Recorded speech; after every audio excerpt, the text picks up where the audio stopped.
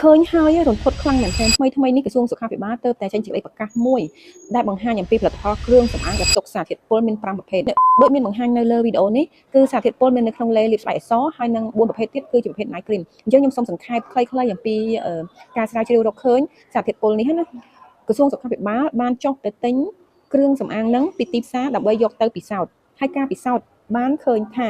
គ្រឿងសម្អាងនេះគឺមិនមានចុះលេខប្រវេទចាត្រឹមត្រូវឆ្លងកាត់ក្រសួងសុខាភិបាលទេហើយក៏មានសារធាតុពុលសាលីសាលីតនិងសារធាតុបារតច្រើនខ្ពស់កម្រិតដែលតាមបទដ្ឋានបានកំណត់ចាអញ្ចឹងសារធាតុពុលបារតនិងសាលីសាលីតនៅក្នុងគ្រឿងសម្អាងគឺគេមិនឲ្យមានលើសពី 1.0 ppm ទេប៉ុន្តែនៅក្នុងគ្រឿងសម្អាងទាំងអស់នេះគេរកឃើញថាមានគ្រឿងសម្អាងខ្លះរហូតដល់ជាង 1000 គ្រឿងសម្អាងខ្លះរហូតដល់ជាង 3000 គ្រឿងសម្អាងខ្លះរហូតដល់ជាង 5000ចាអញ្ចឹងអ្វីដែលខ្ញុំចង់និយាយហ្នឹងគឺថាបងប្អូនបើសិនជាបងប្អូនកំណត់សម្គាល់ថាបងប្អូនបានប្រើប្រាស់គ្រឿងសម្អាងទាំង5ប្រភេទនេះជាប់ជាប្រចាំរយៈពេលយូរហើយបងប្អូនគួរតែទៅពិនិត្យសុខភាពឬក៏តាមដានសុខភាពខ្លួនឯងថាតើខ្លួនឯងមានចេញប្រតិកម្មអ្វីខុសប្រក្រតីដែរឬទេដើម្បីការពារខ្លួននិងព្យាបាលខ្លួនឲ្យទាន់ពេលវេលាចាហើយមួយវិញទៀតអ្វីដែលខ្ញុំចង់និយាយនោះគឺថាសារជាតិពុលសាលីសាលីតនិងបារតនេះហេតុអ្វីក៏គេចូលចិត្តយកទៅប្រើនៅក្នុងគ្រឿងសម្អាងម្លេះទី1តាមការស្រាវជ្រាវបានបង្ហាញឲ្យឃើញថាសារធាតុទាំងពីរមុខនេះគឺជួយឲ្យ brightening បានន័យថាធ្វើឲ្យស្បែកភ្លឺធ្វើឲ្យស្បែកតឹងណែនក្មេងជាងវ័យហើយនឹងស្បែកសចាប៉ុន្តែគេមិនឲ្យដាក់លើសមាតដ្ឋានស្តង់ដារ 1.0 ppm ឡើយនេះក្នុងគ្រឿងសម្អាងទាំងអស់ហ្នឹងអាខ្លះជាង 1000 អាខ្លះជាង 3000 អាខ្លះជាង 5000ចាអញ្ចឹងហើយបានជាធ្វើឲ្យឃើញលទ្ធផលលឿនខ្លាំងមែនតើអញ្ចឹងសួរថាតើការផ្ទុកសារធាតុពុលទាំងអស់នេះនឹងមានផលប៉ះពាល់អ្វីខ្លះទៅដល់អ្នកប្រើប្រាស់ក្នុងរយៈពេលខ្លីអ្នកដែលប្រើប្រាស់ដំបូងដែលអត់ត្រូវហ្មងគឺអាចចេញក្រហមរបកស្បែកអីអញ្ចឹងទៅចាហើយការប្រើប្រាស់រយៈពេលយូរគឺធ្វើឲ្យខូចរបាំងការពារស្បែកគឺមានរន្ធញើសច្រើន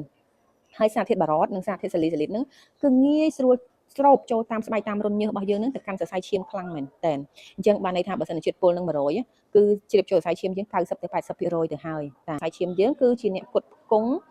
គ្របដណ្ដប់ទូទាំងរាងកាយយើងទាំងខួរក្បាលរហូតពីចុងសក់រហូតដល់ចុងជើងតែម្ដងអញ្ចឹងប៉ះពាល់ធ្ងន់ធ្ងរទៅដល់រាងកាយមានអីខ្លះទី1ប្រព័ន្ធប្រសាទគឺធ្វើឲ្យភ្លេចភ្លាំងបាត់ការចងចាំឬក៏ខូចសតិឬក៏អាចនិយាយថាជំងឺងាយស្រួលយល់ហ្នឹងគឺរបៀបឈួតតិចអីចឹងណាចាបែបហ្នឹងឯងបើសិនជាខូចប្រព័ន្ធប្រសាទទី2អាចនឹងខូចតម្រងនោមឬក៏តម្រងនោមចុះខ្សោយចាតម្រងនោមយើងគឺសំខាន់ខ្លាំងណាស់គឺជាអ្នកច្រោះសារជាតិពុលមួយដែរនៅក្នុងសារពាង្គកាយបើសិនជាតម្រងនោមយើងលែងមានសកម្មភាពត្រឹមត្រូវហើយក៏ប៉ះពាល់ជាតិពុលផ្សេងៗទៅក្នុងរាងកាយដែរ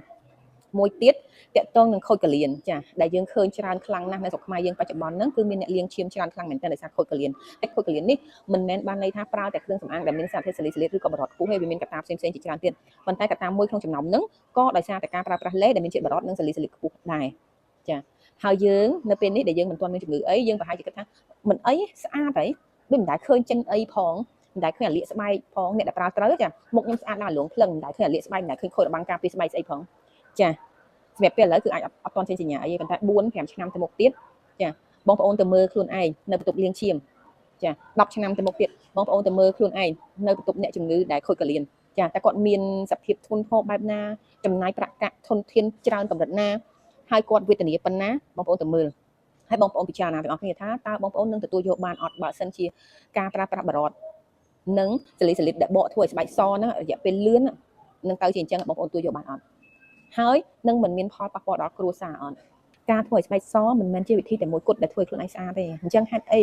ក៏ត្រូវបន្ថយបន្ថានអាយុជីវិតដែលរស់នៅបន្តទៀតទៅវេទនាទៅលាងឈាមទៅខូចកលៀនទៅអស់ប្រាក់កាសទៅចំណាយពេលវេលាបែបហ្នឹងវាអត់សមនឹងតម្លៃក្នុងការធ្វើអញ្ចឹងឯងចាហើយសម្រាប់ថ្ងៃហ្នឹងខ្ញុំមានតែប៉ុណ្ណេះហើយអ្វីដែលខ្ញុំនិយាយខាងលើហ្នឹងគឺប្រភពខ្ញុំបានដាក់នៅលើវីដេអូហ្នឹងអស់ហើយបងប្អូនអាចស្រាវជ្រាវបន្ថែមខ្លួនឯងសម្រាប់វីដេអូនេះនឹងអាចជួយក្រើនរំលឹកក៏ចែកជាបទពិសោធន៍ជូនទៅបងប្អូនទាំងអស់គ្នាក្នុងការយល់ដឹងបន្ថែមចាអរគុណ